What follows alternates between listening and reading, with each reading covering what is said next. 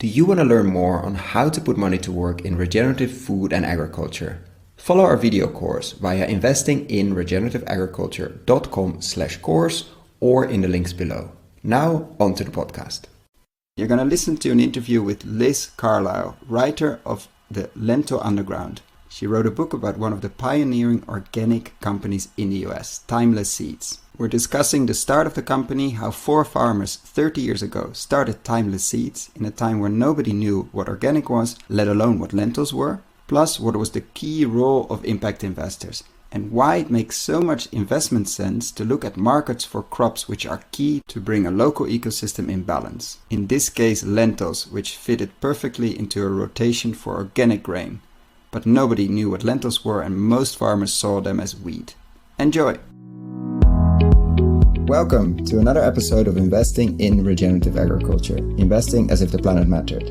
Podcast show where I talk to the pioneers in the regenerative food and agriculture space to learn more on how to put our money to work to regenerate soil, people, local communities and ecosystems while making an appropriate and fair return. Why my focus on soil and regeneration? Because so many of the pressing issues we face today have their roots in how we treat our land, grow our food and what we eat. And it's time that we as investors, big and small, and consumers start paying much more attention to the dirt/soil underneath our feet. Before we get started, I've been recording these interviews next to my day job, and I will definitely continue to do so and release about an episode a month. But at the same time, I would love to take this further, share more interviews. There are many more stories to share on investing in regenerative food and agriculture. More depth, improve the quality, maybe even doing some video series. So I started a Patreon community, which makes it easy to support creators like myself. If these podcasts have been of value to you, and if you have the means, I invite you to support me and make this happen. For more information, please find the link to my Patreon account in the description below. And now, without further ado, the interview. Enjoy! So welcome to Investing in Regenerative Agriculture, Investing as if the planet mattered. I'm Koen van Seijen, your host. In the podcast of today, I'm joined by Liz Carlisle, writer of Lentil Underground, where she followed and told the amazing story of Timeless Seeds, where a group of farmers started one of the pioneering organic food companies in the US. Welcome, Liz. Thank you. Happy to be here. So to start with a personal question and also with a question about Lentil Underground and Timeless Seeds, how did you get into the regenerative agriculture space? How did you find this group of farmers? And in a very brief, for the people who didn't read the book, what did they do? And what was a small summary of the story you told in the book? Yeah, well, in a nutshell, I am originally from the same part of the U.S. as these farmers. I'm from Montana. But I didn't start out wanting to be in agriculture myself. I was a country singer, so I was sort of telling the stories of farmers in rural America. And as I was traveling around the United States, I started hearing about how difficult it was to be a farmer, given the way the industry is currently structured, with lots of large multinational corporations and just commodity markets. And so, of course, farmers getting low prices for grain and paying a lot of money for the inputs that they needed to use, the fertilizers and the herbicides and such. And so I was quite concerned about this and also quite concerned about climate change. And then I heard about an organic farmer from my home state who was doing all of this farming without chemicals and growing a more diverse rotation of crops. And he managed to get himself elected to the United States Senate. And I thought that was pretty amazing. And so I quit working as a country singer and went to work for him at the Senate. And really through him, discovered that he was part of this 30-year effort that I then ended up chronicling in this book. And what drew you in the beginning to agriculture? I mean, you come from an agricultural state, but also a lot of people probably have left and went to pursue completely different careers and want to stay as far away from farmland as possible, but you didn't. That's right. And, maybe you could put me in that category too as an 18-year-old going off to college. But I did get very concerned about climate change and about environmental issues as well as economic issues. And as I'm sure many of your listeners know, in the United States in particular, the gap between people who have a lot of money and people who are working really hard and still can't make ends meet is just getting bigger and bigger during my lifetime. And particularly in areas like where I'm from, people work just as hard as they used to, but they can't put food on the table anymore, ironically, since they're growing it. So I realized that agriculture was this fundamental human activity that really we needed to change in order to solve these environmental questions around climate change, as well as these economic questions around, what were people going to do for a living in the place where I was from. It used to be extractive. It used to be things like mining. Obviously, we need to move beyond that. So I think I realized that agriculture was a lot more complex than I had understood growing up, and that farmers are some of the people really on the front lines of trying to deal with these major environmental questions. So I started just wanting to learn a little bit about what farmers know. And if you had to name, let's say two things, because one is usually too complicated, two things that really, really surprised you of your home state, of farmers that you maybe have known before, that you've seen before, but then when you really dove into the work to write the book, what were the two things that really stood out and surprised you so much about the farming life and agriculture? Well, I think the two things would be that farmers were really concerned about what I would characterize as progressive issues, issues like climate change, issues that are global and far beyond just their own farm communities, and understand that what they do bears on those global problems. And then also that they're incredibly sophisticated scientists. And so what I went to learn about from them was this system that they had devised to balance the nutrients that they were providing to their soil such that they would have a healthy and complete soil that could then support a healthy farm. So they were, in these complex 10-year rotations between different kinds of legumes, pulse crops and grains and crops from other families. And they understood, what was helping to make phosphorus more available, and just some really sophisticated science that they were doing with these systems, just working with each other and using each other's farms basically as an experimental design. And then in terms of the market, because I read the book, I really enjoyed it. I will recommend everybody to read and learn about, 30 years of regenerative farming. And when it comes to selling, there was a big issue, finding a market that's willing to pay on your terms for, in this case, your lentils, but also many other products. How did they do that, and where did they find, they're very sophisticated on the land, but you need a very different quality to also market and sell it. Is that where the added value of this company came from? Yeah. So what you have is just a group of 4 farmers who've realized that they need to grow legumes. They need to grow, crops in the bean and pea family in order to supply the nutrients to their soil that will allow them to farm in a healthy way without chemicals that are bankrupting them and also doing environmental damage. So they know they need to grow lentils, chickpeas, dry peas as part of their system. But the problem is they literally have nowhere to sell them. So they're in a commodity agriculture system where there's a grain elevator, a storage facility that you can take wheat or barley, and that's pretty much it. Those are kind of their only options for crops that they can grow and sell. And they're not used to being in sort of the direct-to-consumer business or even the, retail or wholesale business. They're commodity farmers. But they're so committed to having healthy farms, and they want to stay on their land, that they just decide, we're going to try to create a market for these crops that we know we need to be growing. So they start in just the simplest way possible, pooling their harvests and putting them in these 25-pound bags, and then just driving around the state to the 4 natural food stores at the time, and, pretty quickly got those stores signed up. But when you think about the scale of production that was necessary to convert agriculture in this region, 4 natural food stores were not going to cut it. So they were total novices in business, but that was the time in the early 90s that they started going out of state and, going to natural food shows and trying to find early social investors who would be interested in such a thing. And kind of bit by bit, we're able to build this business and purchase a processing facility and, get other growers into the mix. And at this point, are now quite successful with it. It's a fascinating story because it basically flips the normal model of starting a company, of looking at your market, etc., and looking what's missing. As they really took the soil and the ground as the basis. They were growing grain, but wanted to do it with less chemicals or probably without, and also in going organic, and figured out as very sophisticated scientists that they were missing a certain amount of things in their their terrain and were growing legumes to fix that.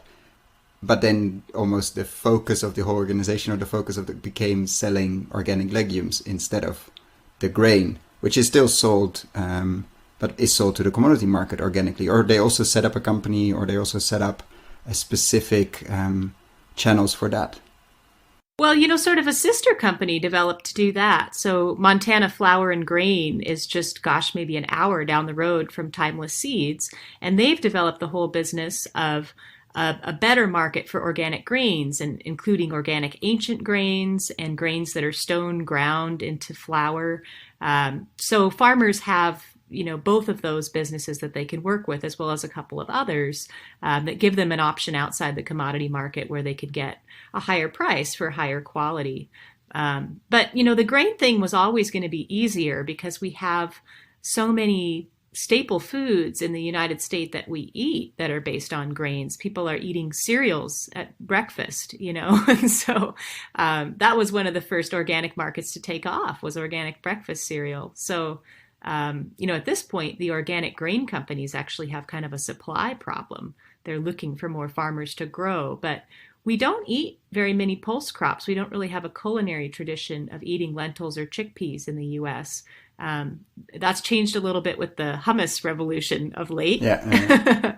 And we've seen more people interested in, plant forward eating, kind of like Meatless Mondays type of stuff, and more interest in ethnic foods. But at the time these farmers started trying to market lentils in the early 90s, many of their own family members didn't even know what it was they were growing. Oh, they thought it was a weed, right? Yeah, they thought it was a weed. And then when they said lentil, people said, "What is that?" Or, I guess I've had lentil soup once or twice. But it was an uphill battle in terms of, finding the markets. And eventually they realized that there were real nutritional benefits as well. And that just as their soil needed lentils, the American diet really needed some more plant-based protein too. And they started working with chefs, if I remember correctly, to really get it on the menus and to make sure that people at restaurants, etc., get a really high-end organic lentil. Yes, yeah. And, one of the first chefs who got on board was actually from a rural area in Montana,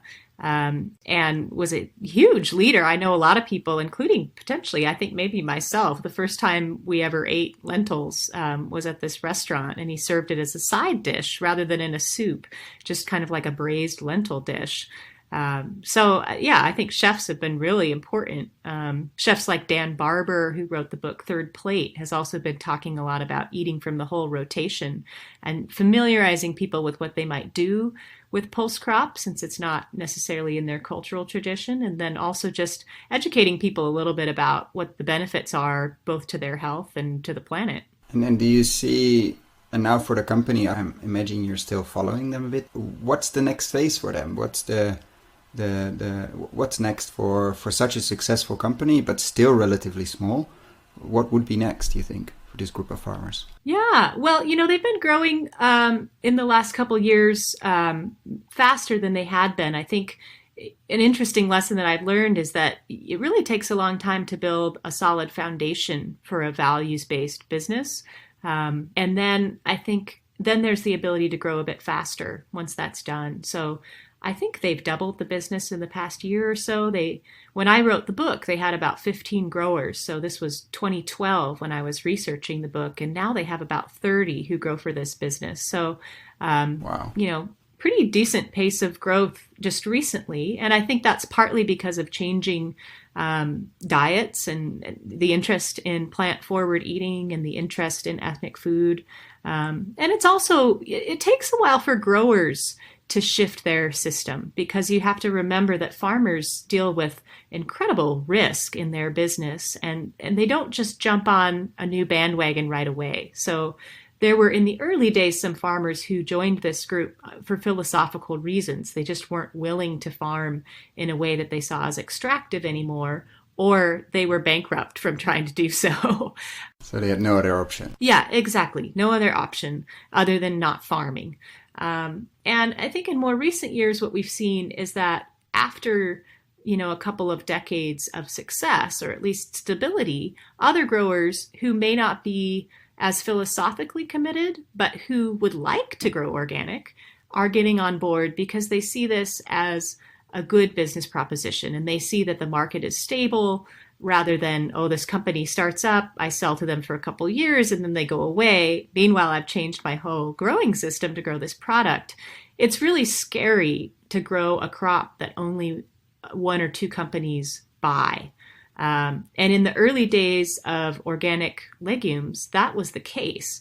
So if the company goes under, if you're the farmer, you don't have anywhere else to sell it. So now that this has expanded a bit, it's not as risky for the growers to get involved. And that now is really actually where the expansion, that's the bottleneck, is more on the supply end rather than the demand end. Which is a great position to be in as a company, obviously. Absolutely. And in the early days, because you've written a number of those stories, the pressure on the earliest farmers that joined or basically set it up to join the conventional commoditized grain market has been enormous. What made them step away from that and basically set up something that was so completely unknown to so many people, and what made them stick to it? Well, I think something that's important for anybody in the agriculture space to kind of recognize looking historically is that there are cycles of crises with the commodity industrial system. So, at some point in time over a given period, it's going to be absolutely disastrous for the farmers involved. And what happened in the 1980s, one of these crises, was that the fertilizer prices were high because fossil fuel prices were high. The grain prices were low, and that mostly had to do with sort of the international supply. And at the same time, there were 3 drought years within the span of 4 years. So many farmers across the grain belt in the United States had to make a big decision at that point. Many people went out of farming, and those who stayed often had to make some kind of big change. And because input costs were so high, people were thinking about ways to lower those input costs. And because the grain prices were so low, people were thinking about ways to get out of the commodity market. So you had all of these farmers interested in some kind of an alternative. And that it's not an accident that is really when organic started to take off, particularly in the larger scale grain growing areas. There had been organic produce farming in places like California, Oregon, New England, but that's really when organic farming, or low input sustainable agriculture, as it was often called at the time, took off, because you did have all these people that really didn't see themselves being able to continue to earn a living in farming. Oh, that's a very different situation from what we are now, that almost the demand is bigger than the supply. Right. Well, and that's just policy. That's just artificial money propping up an archaic system. What do you mean by that? Well, we have farm programs in the United States, federal government programs that support farmers in some important ways, but also do too much to prop up an old system. So people can literally not earn any profit at all on their farm, but still earn a living because they're getting these payments to do kind of the old commodity crop input dependent farming. And this whole system was devised in the Great Depression, almost 100 years ago, to help farmers recover from that time. And it hasn't been adequately updated since. So the reason that we don't see a faster conversion, I think, to regenerative agriculture is that our policy hasn't really caught up to what we know scientifically, to what growers know, to what consumers want. So that is probably the biggest barrier right now in the United States. And what would you, if you had a magic wand, what would you change? How would you shape the policy for, let's say, the next decade or next 15 to 20 years? I think one of the biggest levers is crop insurance, because that's now the main form of producer support coming out of the United States Department of Agriculture. And currently, as I said, it's sort of propping up these systems that are not sustainable, input-dependent grain monoculture. And I would just shift the way that crop insurance is how it functions, what it pays for. And one idea that's been floated by many people is, why don't we give people lower crop insurance premiums for using regenerative practices that fundamentally reduce their risk? I mean, it's a good, from an insurance point of view, it's a great policy. Why don't we give people lower crop insurance premiums for planting cover crops, for example, which are crops used just to feed the soil and improve the soil organic matter, and they also catch nutrients that would otherwise go into waterways. We should give people lower crop insurance premiums for rotating crops or for reducing tillage in innovative ways. So we could use the whole crop insurance system to actually incentivize the things that reduce risk and improve the system for the public. I think we could just do a much better job of aligning the public incentives with the public benefit, because agriculture, of course, has a public benefit as well as a private benefit. Right now, the public programs often just feed into private benefits. What we need to do is better restructure them so they're literally much better supporting the public benefit piece of agriculture and the foundation that keeps everybody farming and everybody's land healthy and the water healthy and all these good things. And when you look at the investor point of view, or the role of the investor, what has been the role of impact investors or investors in general, or social investors in timeless seeds? And what would be the role, but it's the second question, in the future of companies like this? Where do you see the biggest added benefit if you would be an impact investor? Well, impact investing has been absolutely critical to timeless seeds because they were so ahead of their time that they had absolutely no access to any kind of conventional financing. David Oyen, who's the CEO and founding farmer, tells this great story about going to his local bank in the early 90s and saying, we have a customer in California, they want 300,000 pounds of lentils, and we need a loan for $40,000. We're an organic lentil company. And the banker had two questions: what's organic and what's a lentil?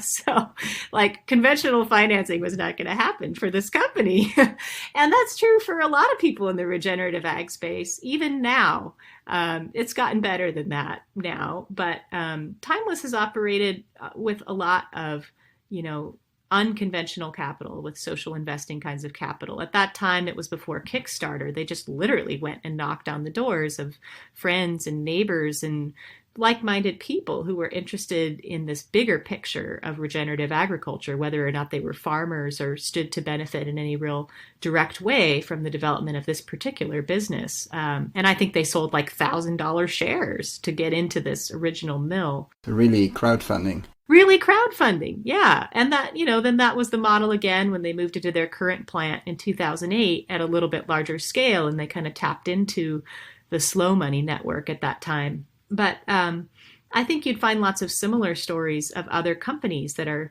similarly trying to support what the natural system needs by creating markets for the things that need to be part of these systems. All those companies have a story like that of creative ways of finding capital from social investors. And I think, the benefit is that this is a group of people who just look at the economy differently. It's people who are investing in fundamental value, things like soil health and climate mitigation, rather than just speculative value, which unfortunately I think is kind of the majority of the conventional economy. It's not real. It's on paper. It's there for maybe a few decades, but we obviously can't pretend that the world's going to continue to function that way. Our planet's going to burn up. So I think, impact investors are critical in that they just see value in a completely different way. And when you look at, let's imagine there's a gigantic group of smart impact investors listening to this podcast.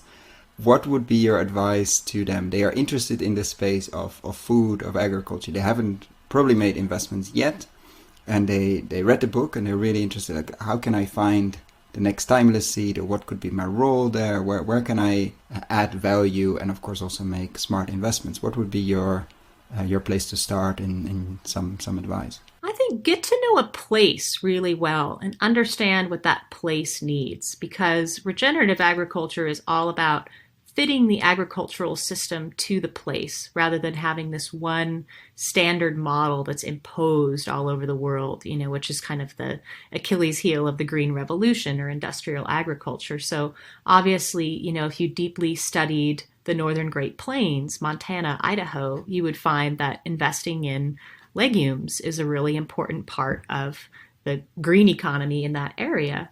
Another thing that's important in a lot of places is pastured livestock. Because we obviously need to shift away from this concentrated animal feeding operation basis for our protein system. So part of that is about plant-based protein, and part of that is about a totally different system for animal protein that's not doesn't have such a terrible impact on the environment and on human health. So any place that you get to know is going to have this missing piece of the puzzle for a regenerative agricultural system.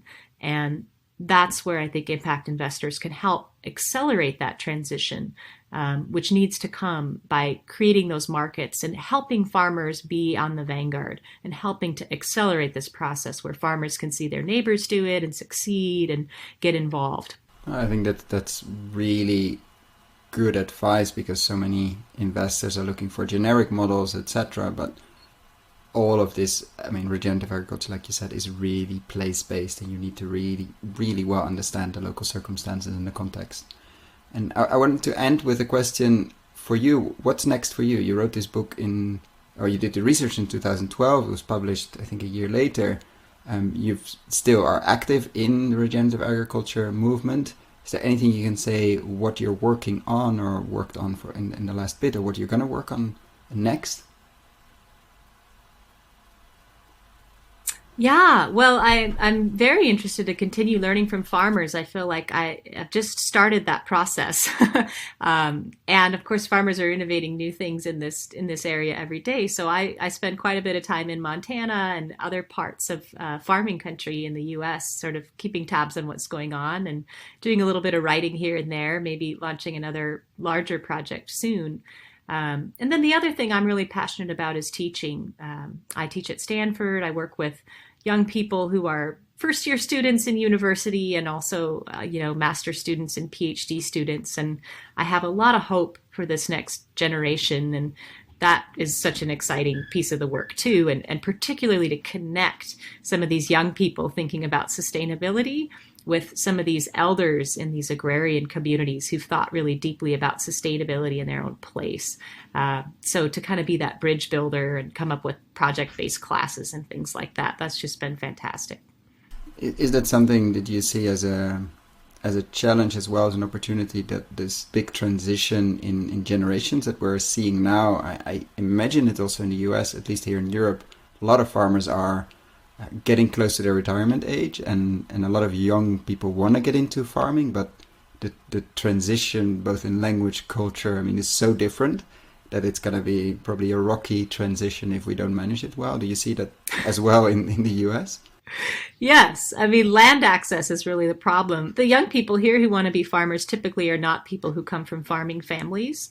And it's difficult to access land if... That does say something, though, or not? It does. It does. I think what it says is that the people who want to farm aren't necessarily looking to do it the same way that the generation before or the one before that did. They're inspired for these bigger... They want to fix climate change, and they want to grow healthy food for people, and they're interested in regenerative agriculture, and so they need access to land. And actually what's been interesting is to see that some people you wouldn't think have a lot in common, say a young urban progressive and a retiring farmer from a conservative rural community many states away, sometimes that actually works out because they share something. They share some value around the importance of taking care of land.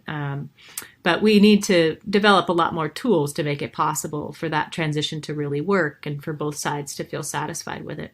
Do you have an idea about some of those tools? Because I have heard a few times in these podcasts the same wish and the same struggle that people have. Are there any tools you've seen or you come across that are working to, or slowly piloting maybe a solution to that? Well, we have a good one here. There's a nonprofit organization called FarmLink that I think is doing a pretty good job. And there are a couple of people trying to help with financing for these young farmers who are starting with no capital, basically. But I think this is another area where those efforts are going to need some support from policy. And young farmers are just going to need better terms to start on. And there's a little bit out there. There's a beginning farmer and rancher program that's been very helpful from the United States Department of Agriculture. But in general, these farmers start at a disadvantage with all of these support programs that I talked about earlier. So there'll need to be some shifts in policy as well as all this activity, in our world from investors and from nonprofit organizations trying to figure it out. Yeah, no, definitely. I mean, it needs to come from all sides. I want to thank you so much for your time, and I would definitely be checking in with the next big project when that's ready to be launched. Thank you so much, and I'll be listening to the podcast. Really appreciate the invitation. You just listened to an interview with Liz Carlisle, writer of Lentil Underground. Thank you for making the time to listen to this podcast and making it all the way till the end. I hope you enjoyed it as much as I did. If you found the Investing in Regenerative Agriculture and Food podcast valuable, there are a few simple ways you can use to support it. Number 1, rate and review the podcast on your podcast app. That's the best way for other listeners to find the podcast, and it only takes a few seconds. Number 2, share this podcast on social media or email it to your friends and colleagues. Number 3, if this podcast has been of value to you and if you have the means, please join my Patreon community to help grow this platform and allow me to take it further. You can find all the details on patreon.com/regenerative agriculture or in the description below. Thank you so much and see you at the next podcast.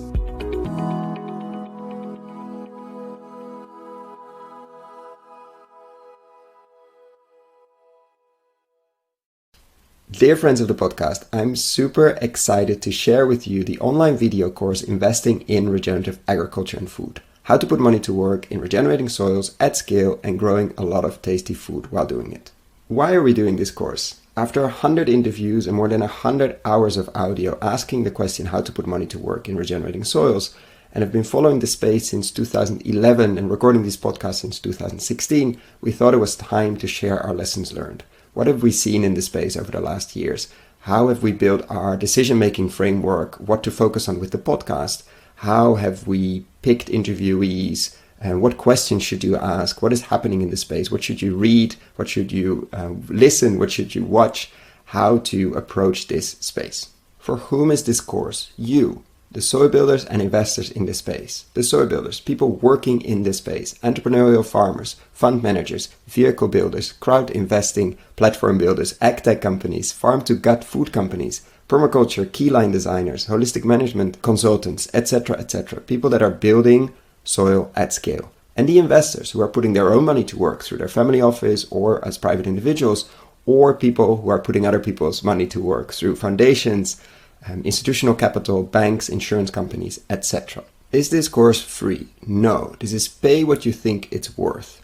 Meaning I have no way of knowing what this course will be worth to you. And I'm very aware that among the listeners of this podcast, we have people with very different means. So I'm inviting you, if this course is creating value to you, and if you have the means, to consider paying what you think it's worth. Thank you. So what is this course? It's currently a series of 17 videos, mostly ranging from 10 to 15 minutes, plus PDF slides, so you don't have to ride along.